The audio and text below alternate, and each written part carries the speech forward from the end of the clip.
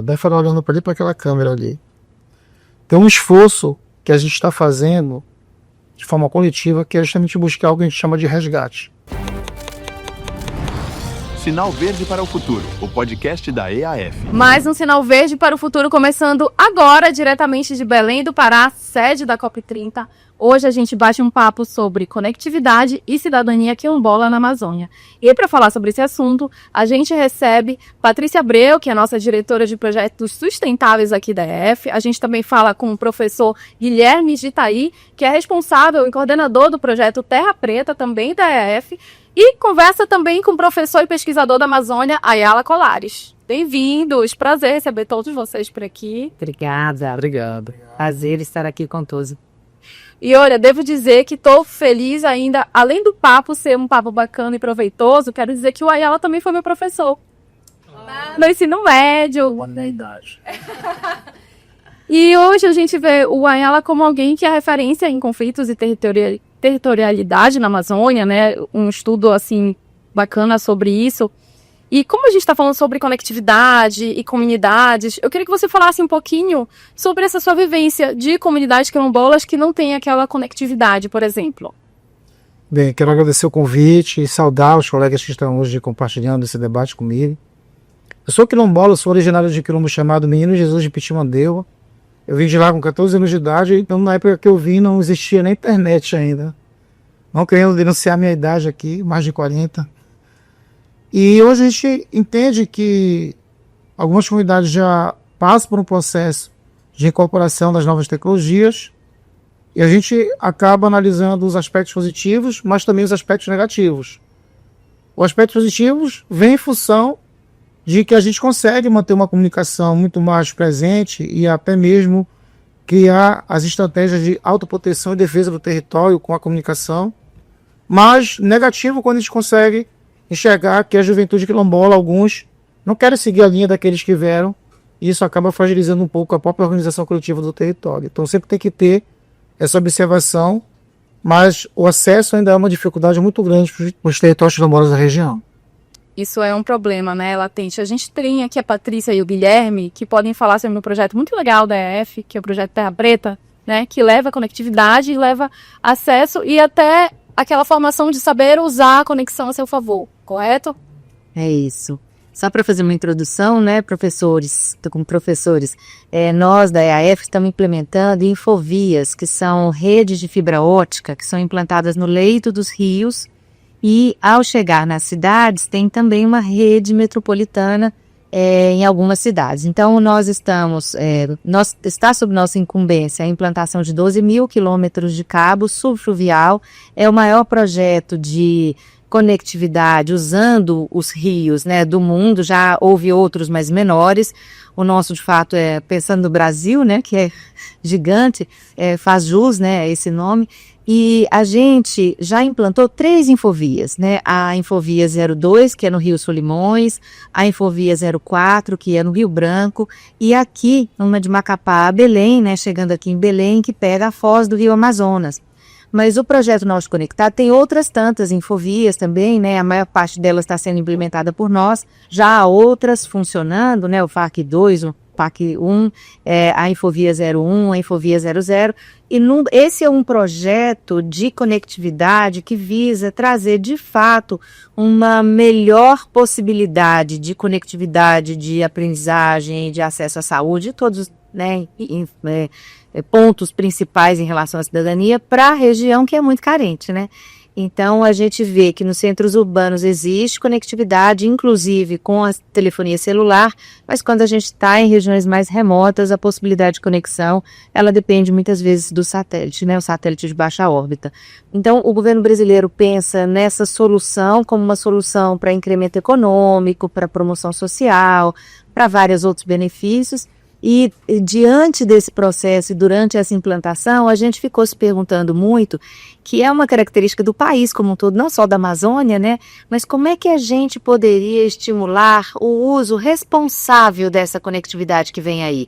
Muita gente já usa, e usar redes sociais, e usar as plataformas de vídeo, não é difícil, é muito intuitivo, mas como é que a gente capacita essas pessoas, ou como é que a gente poderia habilitar essas pessoas a fazerem um uso na melhor potência da conectividade, né? Mais eficiente, né? Que consiga aproveitar ao máximo. Né? Exato, no sentido de, claro, eu posso gerar negócio, sim ou não, eu posso aprender coisas novas também, sim, eu posso influenciar pessoas de uma maneira positiva, eu posso saber fazer uma checagem de dados, ou mesmo posso acessar os serviços de governo que estão cada vez mais digitais, né?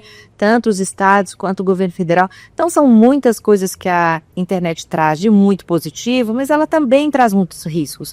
E o que a gente queria era instrumentalizar, podemos dizer assim, né, as pessoas, não só da Amazônia, quiçá o Brasil inteiro precise disso, né? Mas como a nossa atuação é na Amazônia, óbvio que o nosso foco é sempre na Amazônia, a gente não iria para outras regiões com certeza. O ponto é esse. E aí, em várias conversas, em várias atividades que a gente desenvolveu com o professor Guilherme, através da Universidade Estadual do Amazonas, surgiu, então, a ideia da gente desenvolver o programa de cidadania digital, que passa por todos esses aspectos, num sentido de trazer comunicadores populares, comunicadores indígenas, educomunicadores de diversas cidades que podem juntos e que já estão juntos formando uma rede potente para que eles voltem para suas comunidades e eles possam influenciar outras pessoas sempre dentro dessa lógica de dar mais subsídios para o uso e para usar de uma maneira que seja muito valioso para aquela comunidade que até então tem menos acesso, né, à conectividade. Então, professor, eu não sei se eu falei a contento, acho que você domina muito mais esse tema do que eu. Talvez seja aqui, né, um momento também para a gente falar um pouco desse pensar, né, dessa execução, de como é que foi constituído isso. E, claro, isso tem muito da sua experiência com outros tipos de projetos, mas que hoje, né, o Terra Preta está ganhando aí a Amazônia, né, seja na implantação em Roraima, Pará e Amazonas por enquanto, né? Porque a gente tem o desejo de seguir para as demais regiões. Agora, eu queria saber também, a gente está, enfim, falando, né, dos frutos do projeto, dos objetivos. Agora, por que esse nome, né? Terra Preta? De onde surgiu? Pode responder, professor. Esse nome é muito querido, né? Porque a Terra Preta, as pesquisas arqueológicas, né, têm descoberto nos últimos anos, nas últimas décadas, que a Terra Preta, todo mundo sabe que a Terra Preta é um dos solos mais férteis que existe na Amazônia, né? As regiões onde há Terra Preta é onde você pode fazer, o melhor lugar para você fazer roça, são também os lugares onde você tem a melhor biodiversidade, a maior biodiversidade. Também são sítios arqueológicos. Agora, o que de mais interessante a arqueologia tem descoberto recentemente é que a Terra Preta ela é fruto da ação antrópica, né? Foram os nossos ancestrais. Olha Essa só. Terra Preta ela é uma tecnologia ancestral e é uma evidência empírica de que os nossos antepassados, assim como os nossos parentes na atualidade, têm uma relação com a Terra que é geradora de vida. Não é que ela apenas conserva a natureza, ela gera vida, ela gera fertilidade, ela gera biodiversidade, gera possibilidade. Sim? Renda também, né? Claro, com certeza, porque também são os melhores lugares para agricultura, para caça, para outras atividades econômicas, né? A gente sabe que grande parte do solo da Amazônia é areia, né? Já foi fundo de mar. Então a Terra Preta ela é muito importante até para o próprio florescimento dessa floresta que está aí. E saber que ela foi produzida, né, é uma tecnologia ancestral, isso é muito fascinante. Mas isso é novidade apenas para os cientistas, porque qualquer agricultor, qualquer comunitário que a gente conversa, indígena, quilombola, ribeirinho, já sabe disso há muito tempo, não é novidade nenhuma. E ela está concordando porque ele com certeza já ouviu isso. E esse nome é muito fascinante porque quando a gente caminha por aí e conversa sobre o nome Terra Preta, o olho das pessoas brilham, as pessoas se emocionam, e isso muito para além, muito mais até do que os públicos acadêmicos, né? As pessoas se emocionam e elas têm sempre algo muito fascinante a dizer sobre a Terra Preta, sobre esses saberes, sobre essa tecnologia, o que vai, enfim, gerando um aprendizado muito grande para a gente que está coordenando e outras pessoas que estão à frente liderando esse programa. Agora, um aspecto também que eu acho muito importante de destacar desse programa é que ele é constituído a partir de saberes tradicionais, né? Porque, bom, eu já trabalho com comunicação ribeirinha, comunicação indígena, comunicação quilombola, lá do Rio Solimões, há 21 anos, né, que eu já trabalho lá, e sou antropólogo da mídia, né, e quando eu fui fazer esse levantamento, porque eu fui contratado pela EF inicialmente para fazer o licenciamento ambiental ali do Rio Solimões, da Infovia 02, e quando eu fui fazer um levantamento com as lideranças indígenas sobre a chegada da internet, ficou muito evidente que, primeiro, que a internet já estava presente numa quantidade muito grande de aldeias, bem mais até do que eu imaginava como morador da cidade, né? Eu sabia que estava presente, mas estava bem mais adiantado o processo do que eu imaginava. Inclusive com organizações indígenas comprando antenas para obter uma internet via satélite, para criar internet comunitária. Já existiam várias iniciativas em várias escalas, desde a associação indígena da comunidade até COIAB e outras associações maiores também promovendo esse tipo de, digamos assim, de compra de equipamentos para as aldeias. E além disso, a gente já tem professores indígenas, comunicadores indígenas que já estão fazendo um diagnóstico dos impactos, né, tanto positivos quanto negativos da internet, e que já têm estratégias muito maduras de como trabalhar isso e, obviamente, relacionando isso com a luta pela retomada das suas culturas, da retomada das suas identidades, né? É por isso que quando a gente cria na EF o programa Terra Preta, ele tinha que ser um programa e não um projeto, né? Porque justamente trata-se de fazer um grande ajuri na Amazônia, né? Convidar, né, vários projetos que já existem, alguns desses projetos com mais de 20 anos de existência, de comunicação popular, de comunicação quilombola, de comunicação ribeirinha, para que possam unir forças nesse grande ajuri de construir uma Amazônia digital, né? E como parte desse programa de construção de uma Amazônia digital, além dessa formação de rede, há também a construção de plataformas digitais autônomas, né? Então, usando software livre, onde a gente possa realmente programar como é que nós queremos os algoritmos, vamos dizer assim, do mundo digital amazônida. Não se trata de deixar... É direcionado.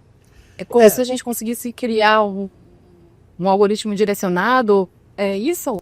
Assim, não se trata de deixar de utilizar as plataformas corporativas que já existem, né? Como, por exemplo, o Instagram, como o YouTube, mas de criar plataformas em software livre. Então você tem o PeerTube, por exemplo, que permite você publicar filmes, né? Você tem o WordPress, que permite você criar sites fora do Instagram.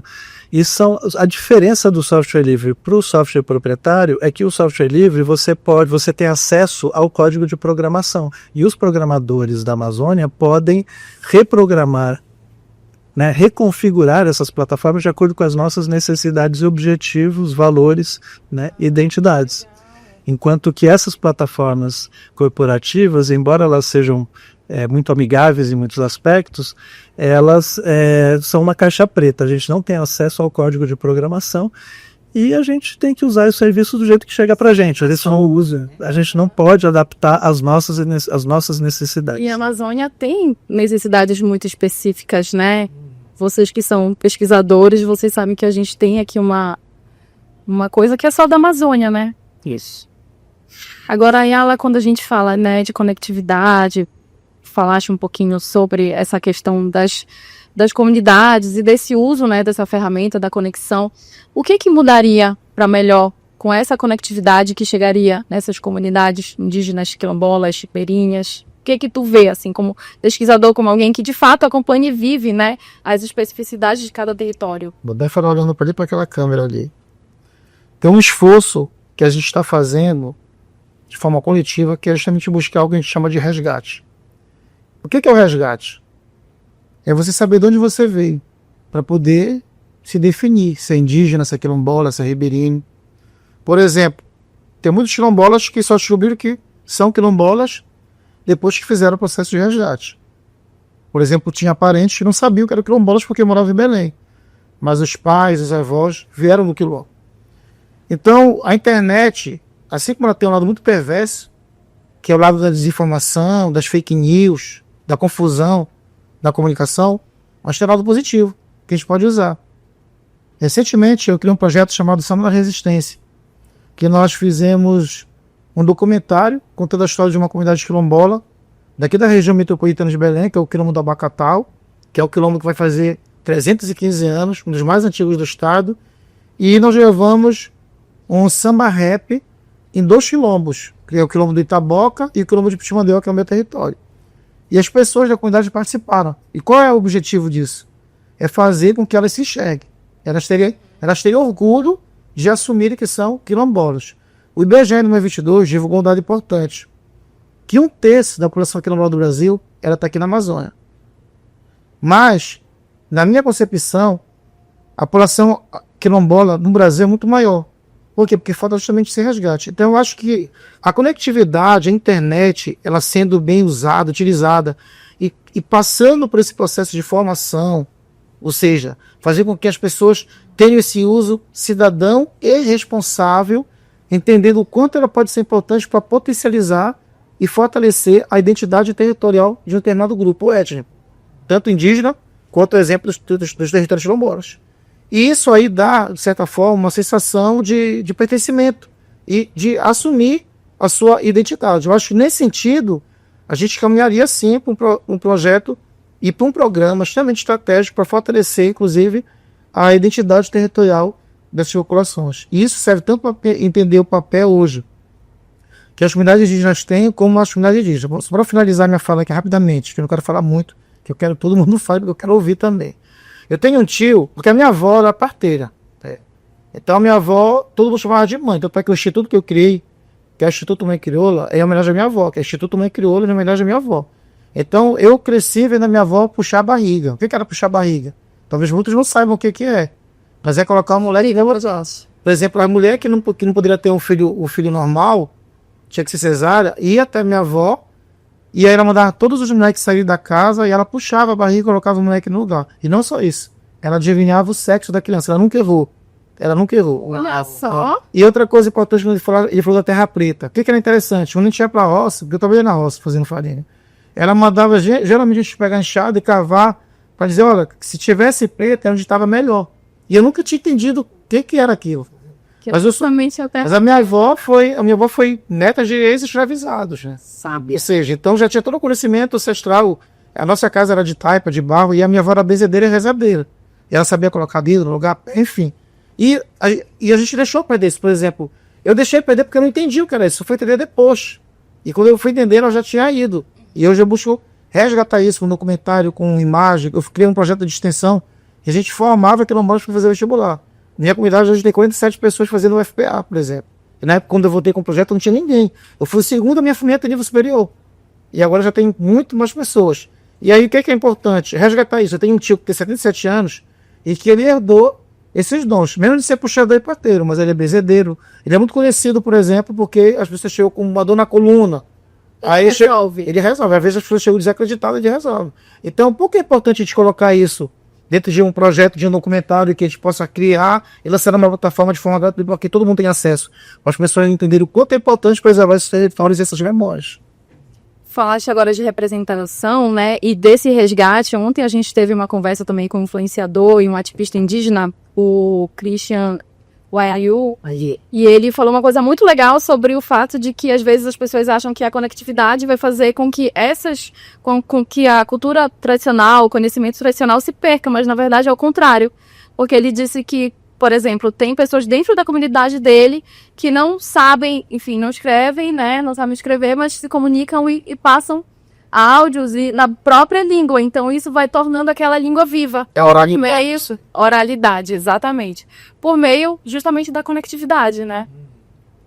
Isso é muito bonito, e a gente falava muito dessa questão do enraizamento, né? O quanto é possível hoje, né? Pensando que aquela conectividade pode trazer mais trabalho, inclusive, né? Ou negócios, ou produção agrícola, venda, qualquer coisa que seja, de forma que as pessoas não precisem necessariamente sair dali para serem prósperas, quando elas podem, de fato, naquela região onde moram, podem se desenvolver, como outras tantas regiões do país que são mais conectadas, né, e que a gente já vê esse desenvolvimento acontecendo. Então, A gente falava sobre isso ontem também, né? Muito bacana ver como é que, de vários ângulos, quando a gente olha, a gente vê a questão da conectividade a serviço das comunidades. E não aquela questão do tipo, a cultura do Sul ou a cultura do Sudeste vai influenciar aqui, mas não, agora é uma outra forma de ver. Quando essa cultura se fortalece, ela não precisa da outra para se valer, né? É o Brasil respeitando as suas culturas e fazendo com que as diferenças surjam e cada uma tenha seu espaço. Então isso foi muito, muito bacana nas conversas que a gente vem tendo aqui, inclusive na COP, né? Não só aqui na frente dos E aqui E é muito legal a gente falar sobre isso, né? Eu acho que o Guilherme ele poderia trazer também alguma história, de repente, algo que tu viste ao longo dessa coordenação do Terra Preta, que de fato traz essa questão de como a conectividade reforça a cultura e faz com que a gente consiga preservar isso e resgatar, né, essa cultura dentro dessas comunidades. Olha, ao longo de muitos anos de pesquisa, o que eu tenho, enfim, aí, em relação a isso eu posso falar inclusive de fruto de pesquisas, né, de mestrado, de várias pesquisas que a gente tem feito, que mostram que quando uma comunidade tradicional ela tem a sua própria rádio, controla, né, o meio de comunicação que ela tem acesso, né, ela tende sempre a fortalecer a sua cultura, né. Eu acho que esse enfraquecimento ele acontece quando o rádio que você escuta, a TV que você assiste é produzida num lugar muito distante e você não tem a oportunidade de colocar a sua própria TV. Eu não acho que você ter contato com uma cultura diferente vai enfraquecer a sua, nenhuma cultura é fraca. Mas quando você não tem a mesma oportunidade de mostrar a sua cultura, aí você fica em desvantagem, porque os seus filhos só vão ver ali na caixinha imagens muito distantes da sua realidade, né?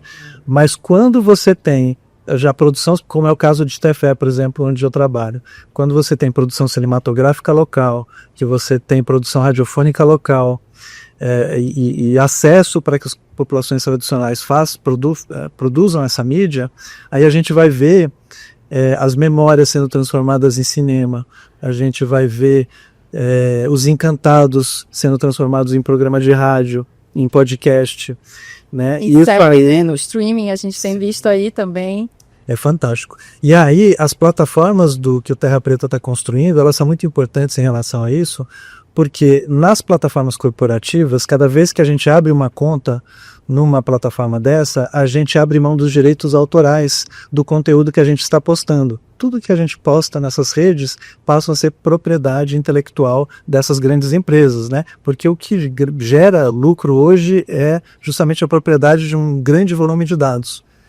Então, a gente poder criar plataformas brasileiras, amazônicas, é uma oportunidade também da gente ter controle sobre os direitos autorais e controle sobre a propriedade intelectual da nossa cultura, da nossa identidade, de tudo aquilo que a gente está disponibilizando na internet, né? Isso é um aspecto importante também. E esse aspecto das web rádios, né? Eu me lembro bem conversando com um indígena da comunidade Belém dos Solimões, ele comentando que quando as rádios eram FM, eles recebiam uma emissora de rádio local, que é da Rede Cristã, né? E como é que chama a Rede Cristã mesmo, professor? Aquela Rede de Notícias da Amazônia. Rede de Notícias da Amazônia.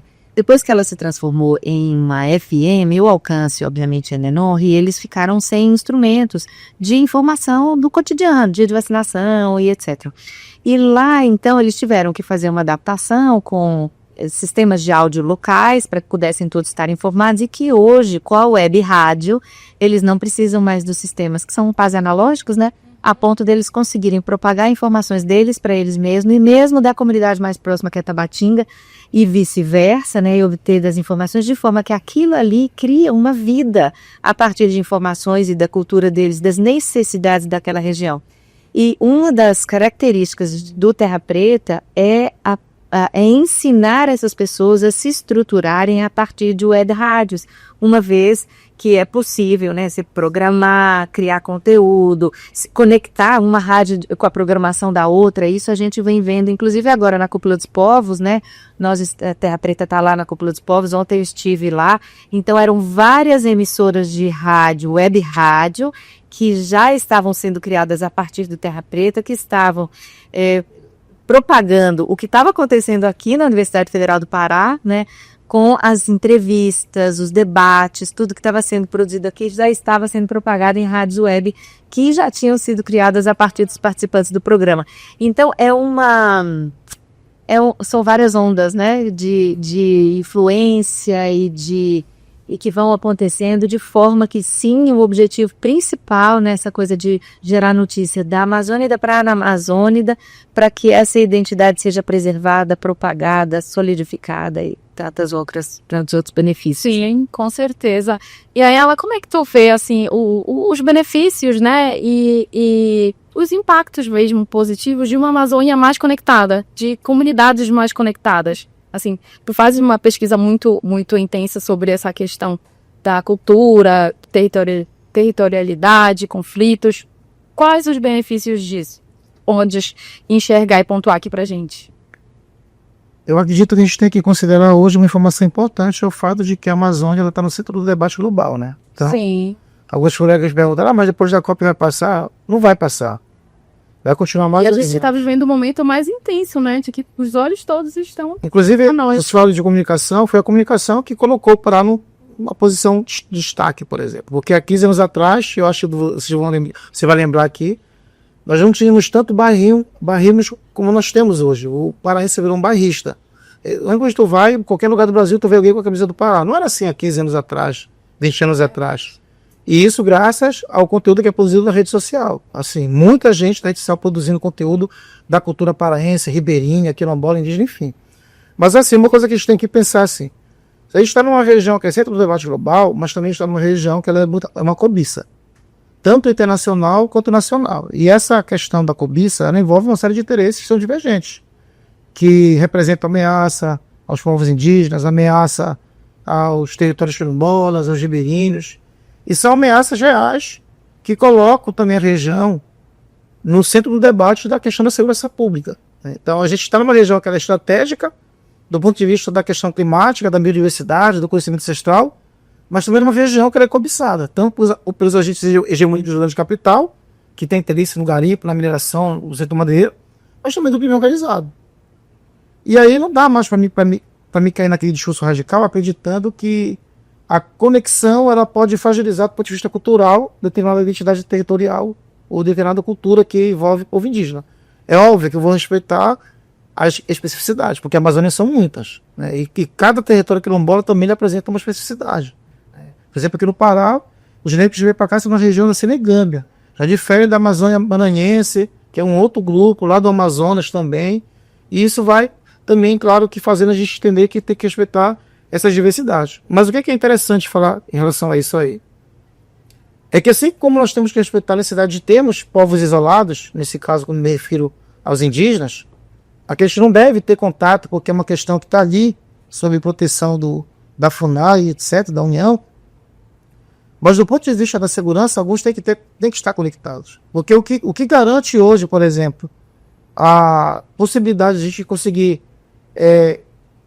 articular algum tipo de movimento para defender o território é a comunicação. Vou dar um exemplo para vocês rapidamente aqui. Tem uma comunidade quilombola, na região do Alto Itacuruçá, que o rio amanheceu poluído e centenas de peixes mortos. E são comunidades quilombolas ribeirinhas, que dependem da pesca e que tem culturalmente aquele hábito, que todo quilombo tem, de depois do almoço, os moleques vão para o igarapé brincar. Eu cresci assim. Então o igarapé, que é o rio, que alguns chamam, né? Ele é o espaço de lazer e de encontro da comunidade. Sim. Que é depois do almoço, porque a gente sabe que na hora do almoço tem que respeitar, por causa das entidades, né? Porque o território quilombola indígena, e não é só corpo, ele também é espírito. Então a gente respeita meio-dia e no final da tarde o rio. Até hoje isso prevalece ainda. E respeito também traçazinho na floresta. E o que aconteceu? O município poluído, dezenas de peixes mortos, e isso impactou diretamente o modo de vida da comunidade. Não podia nem pegar a pé e não podia pescar. O que eles fizeram? Fizeram vários vídeos, fotos e mandaram para mim. Eu montei um pequeno vídeo, postei no Instagram, houveram muitos compartilhamentos e nesse compartilhamento chegou até um procurador da República. E aí o MPU assinou rapidamente uma reunião comigo e com a comunidade. Nós fomos para essa reunião e descobrimos que a fazenda estava toda irregular, tanto no uso do agrotóxico, como também na presença dela. Ela estava entrando dentro do território quilombola, ela tinha entrado já. E era, inclusive, a única área que estava preservada. E aí, ela foi obrigada a ter que fechar as atividades, porque ela estava irregular 2 vezes. Olha como foi importante o vídeo que circulou numa rede social. Né? Então, assim, nesse ponto de vista, eu vejo como uma estratégia. Então, positivamente, a gente está falando de territórios que se mantêm preservados e que sofrem pressão. Então, diante dessa pressão, a gente tem que criar as estratégias de autoproteção. Tanto aqueles que estão no território, lá no quilombo, como aqueles que estão aqui. Então, eu não estou no quilombo diretamente.